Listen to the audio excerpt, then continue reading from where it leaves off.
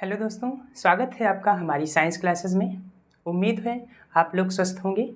हम लोगों ने पिछली वीडियो में एक्सरसाइज 6.3 की जितने भी थ्योरिकल पार्ट था वो कंप्लीट कर लिए थे।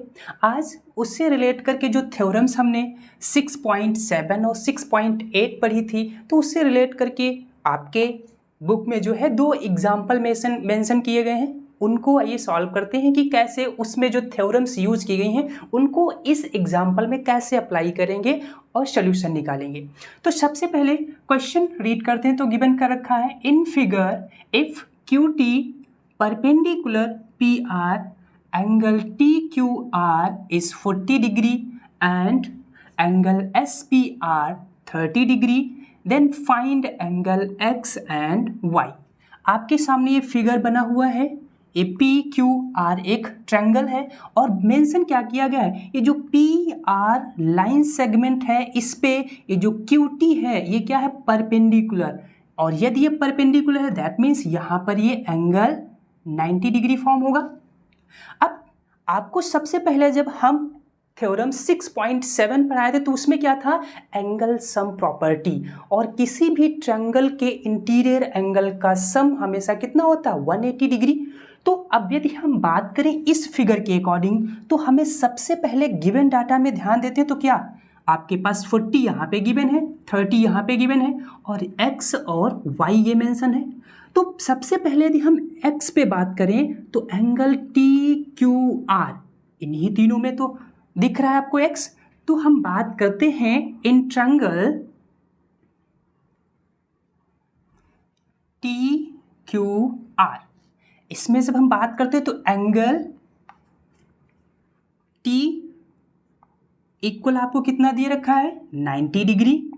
सिमिलरली हम बात करते हैं एंगल क्यू की, तो ये कितना है आपका 40 डिग्री। अब एंगल आर जो वर्टेक्स पे फॉर्म हो रहा है तो ये कितना है x, मतलब आपको एंगल आर जो है ये कितना है x डिग्री, और यही तो x आपको फाइंड करना है। तो अब यहाँ पे हमें क्या लगाना होगा, एंगल सम प्रॉपर्टी। ये जो तीनों एंगल हैं इनका सम कितना होना चाहिए, 180 डिग्री। दैट मीन्स यहाँ से आप लिख सकते हैं angle T plus angle Q plus angle R equal to 180 degree. अब इसी में क्या कर देंगे, हम वैल्यू पुट कर देंगे। तो एंगल T कितना है 90 प्लस एंगल Q कितना है 40 डिग्री प्लस एंगल आपका क्या, आप R की बात करेंगे तो ये कितना है x इक्वल टू कितना हो जाएगा 180 डिग्री। अब 90 प्लस 40 कितना हो जाएगा 130। अब ये 130 उधर जाएगा तो कितना आपके पास x इक्वल टू 180 माइनस 130। अब जब इसमें सब्सट्रैक्ट करेंगे तो एंगल x आपका कितना निकल के आएगा 50 डिग्री। मतलब ये आपका जो एंगल x है ये कितना हो जाएगा 50 डिग्री। अब बात करते हैं एंगल y। तो हमने थ्योरम 6.8 की जब बात की थी तो उसमें क्या हमने पढ़ा था कि the sum of two opposite interior angle का सम हमेशा उसके अपोजिट एक्सटीरियर एंगल के इक्वल होता है। तो वो थ्योरम जब हम अब बात करते हैं y के कंपैरिजन में तो हमें ट्रायंगल क्या दिख रहा है, PSR एक ट्रायंगल दिख रहा है और उसमें एंगल P और R दिख रहे हैं। इसके अपोजिट वर्टेक्स S पे क्या, ये हमारा एक्सटीरियर एंगल फॉर्म हो रहा है। तो दैट मीन्स कहने का इसका मीन्स यही है कि ये जो एंगल y होगा वो किसके इक्वल होगा, तो आप कहेंगे इसके जो अपोजिट टू इंटीरियर एंगल है, मतलब 30 और प्लस x, और x कितना है 50। तो एंगल y कितना होगा, यहाँ से आप लिखेंगे एंगल y इक्वल टू क्या हो जाएगा, एंगल 30 प्लस एंगल 50। और रीजन आप क्या लिख देंगे, थ्योरम 6.8 यहाँ पर क्या हो जाएगी, यूज हो जाएगी। तो यहाँ से एंगल y आपका क्या निकल के आ जाएगा 50 प्लस 30 कितना 80 डिग्री। तो एंगल y आपका क्या हो जाएगा 180 डिग्री। एक्स और वाई इस तरीके से फाइंड कर लिए जाएंगे। तो आइए बात करते हैं एग्जाम्पल नंबर 2 की। गिवन क्या कर रखा है, in figure the side A B and A C of triangle A B C are produced 2 point E and D respectively if bisectors BO and CO of angle CBE and angle BCD respectively meet at a point O, then prove that angle BOC equal क्या होगा 90 minus 1/2 angle BAC। Typical language लिखी हुई है, लेकिन आप यदि figure को अच्छे से देख लिए और उसके बाद जो थ्योरम्स बताई गई उनको आपने अच्छे से रीड कर लिया होगा तो आपको ये प्रूविंग करने में कोई प्रॉब्लम नहीं होगी। यहाँ से सबसे पहले जब हम इक्वेशन ड्रॉ करते हैं तो एंगल CBE की जब बात करेंगे तो ये एंगल CBE ये क्या हो जाएगा, तो आप कहेंगे ओवरऑल ये 180, तो एंगल 180 माइनस क्या हो जाएगा y, तो एंगल 180 माइनस y। अब यहाँ से क्या किया गया है, BO को एक बाइसेक्टर ड्रॉ किया गया है। तो जब BO एक बाइसेक्टर ड्रॉ किया गया तो यहाँ पे आप मेंशन करेंगे BO इज बाइसेक्टर। अब जब BO एक बाइसेक्टर है तो यहाँ से जितना एंगल ये होगा वही एंगल ये होगा। तो यहाँ से ओवरऑल जब हम इस एंगल की बात करें, एंगल CBO की, यहाँ पे आप इक्वेशन बनाइए एंगल CBO, तो ये क्या हो जाएगा 180 माइनस y/2। और ये क्यों हुआ, क्योंकि यहाँ ये क्या है इक्वल एंगल है। तो इसको लेट्स हमने इक्वेशन फर्स्ट मान ली। अब सेम केस जब हम बात करेंगे वर्टेक्स C पे तो सेम वैसे ही फॉर्म होंगे एंगल। तो यहाँ से आप बात करेंगे एंगल किसकी, BCD की। तो BCD के कंपैरिजन में एंगल क्या हो जाएगा, एंगल 180 माइनस Z। अब यहाँ पे क्या है बाइसेक्टर ड्रॉ किया गया है CO, तो CO इज अ बाइसेक्टर। अब जब बाइसेक्टर आपने ड्रॉ किया तो यहाँ से एंगल BCO क्या फॉर्म होगा, एंगल BCO। तो अब सेम कंडीशन, ये जब बाइसेक्टर है तो जितना एंगल ये होगा उतना ही एंगल ये होगा। तो एंगल दिस वन क्या हो जाएगा, ओवरऑल था 180 माइनस Z, तो रिमेनिंग एंगल क्या हो जाएगा 180 माइनस Z/2। और इसको हमने लेट्स इक्वेशन सेकेंड मान ली।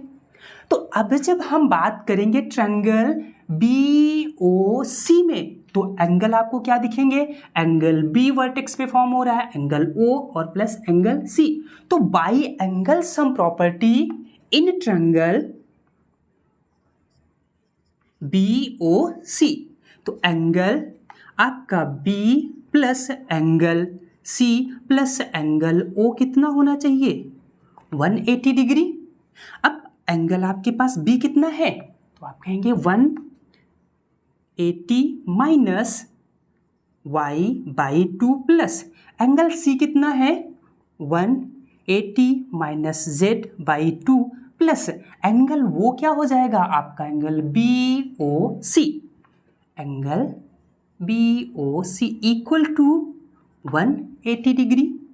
अब जब इसको क्या करेंगे, इसका एलसीएम लेंगे तो यहाँ पर 1 है तो इसके भी आगे भी 2 बनाना पड़ेगा। तो क्या करेंगे, इसको 2 से मल्टीप्लाई कर लेंगे। तो यहाँ से आपकी लीनियर ओवरऑल इक्वेशन क्या बन जाएगी 180 minus y plus 180 minus z plus angle BOC equal to 180 degree. अब ये 2 इसके साथ तो पहले क्या हो जाएगा मल्टीप्लाई हो जाएगा, और ये जो रिमेनिंग में आपका जो आएगा तो ये इधर जाकर के क्या करेगा इसको मल्टीप्लाई कर देगा। तो यहाँ से कितना हो जाएगा ये 360 डिग्री। तो अब यहाँ से क्या माइनस y फिर माइनस z प्लस आपके पास क्या बचेगा, एंगल 2 टाइम्स BOC इक्वल क्या हो जाएगा, मल्टीप्लाई करेंगे तो 180 मल्टीप्लाइड बाई 2 तो कितना 360। ये जब प्लस हो जाएगा 180 तो कितना 360। अब ये 360 इधर जाएगा तो क्या हो जाएगा, माइनस का 360। अब 360 में 360 जाएगा तो कितना बचेगा आपके पास, 0 बचेगा। तो आपके पास बचेगा क्या, सिर्फ और सिर्फ angle minus y minus z plus angle 2 time angle BOC। तो हम ये एंगल 2 टाइम BOC इक्वल, अब ये माइनस का है उधर जाकर के क्या हो जाएगा प्लस, तो angle y plus angle z हो जाएगा। अब इसके बाद हमारे पास क्या, बात करते हैं इन ट्रायंगल ABC। और जब बात करेंगे इन ट्रायंगल ABC तो यहाँ आपको क्या दिख रहा है, angle x plus angle y plus angle z क्या होना चाहिए, 180 डिग्री। अब आपको y प्लस z क्या दे रखा है, y प्लस z आपको तो एंगल 2 टाइम्स एंगल BOC दे रखा है। तो यहाँ से जब इसको सॉल्व करोगे तो क्या बचेगा, एंगल x और ये कितना हो जाएगा plus 2 time angle BOC equal to 180 degree. अब यहाँ से ध्यान से देखो तो एंगल x उधर जाएगा तो क्या हो जाएगा सब्सट्रैक्ट, तो यहाँ से आपके पास बचेगा angle 2 times BOC equal to, अब ये 180 इधर जाएगा तो x माइनस हो जाएगा। अब ये जो 2 है इस साइड में जाकर के क्या कर देगा, इसको डिवाइड कर देगा तो क्या हो जाएगा, angle BOC equal to 180 minus x। तो अब यहाँ से क्या करेंगे, एंगल BOC कितना हो जाएगा, अब ये 2 से क्या कर देगा इसको डिवाइड, तो एंगल 90 माइनस क्या हो जाएगा, x बाई 2। अब एंगल x की जगह पे क्या हो जाएगा, BAC, एंगल BAC और अपॉन 2। और यही तो आपको प्रूव करना था कि angle BOC equal to 90 minus 1.5 angle BAC। तो प्रूविंग का क्वेश्चन था, थोड़ा लेंथी था, तो ऑब्वियसली ये प्रूविंग सॉल्व करने में थोड़ा सारे कॉन्सेप्ट यूज़ करने होते हैं, इसलिए थोड़ा लंबा टर्म खिंचा है। तो स्टेप बाई चीज़ों को देखिए कि कैसे स्टेप बाय स्टेप सॉल्व की गई है, क्या क्या इक्वेशन बनाई गई हैं। आपके बुक में तो आप 1/2 करके कुछ अलग तरीके से दिया गया, लेकिन ये सिंपल वे है कि जिससे आपको सारी चीज़ें और भी आसानी से क्लियर से समझ में आएंगी। तो उम्मीद है जो 2 एग्जाम्पल्स करवाए गए हैं आसानी से आपको समझ में आए होंगे। पहले आप वीडियो को पॉज करिए और खुद से सॉल्व करिए, फिर भी नहीं समझ में आ रहा तो उसको बार बार रिपीट करके देखिए, सारी चीज़ें ऑटोमेटिकली क्लियर हो जाएंगी। और फिर भी यदि कोई डाउट बचता है तो डिस्क्रिप्शन बॉक्स में हमारे इंस्टाग्राम की आईडी का लिंक प्रोवाइड है, उस पर बेझिझक आप अपना क्वेश्चन पोस्ट कर सकते हैं, उसका आपको तुरंत सोल्यूशन प्रोवाइड किया जाएगा। ज़्यादा से ज़्यादा वीडियो को लाइक और शेयर जरूर करवाते रहिए, क्योंकि यही हमारे लिए मोटिवेशनल का काम करता है। मिलते हैं अगले वीडियो में एक्सरसाइज के सोल्यूशन के साथ, तब तक के लिए जय हिंद।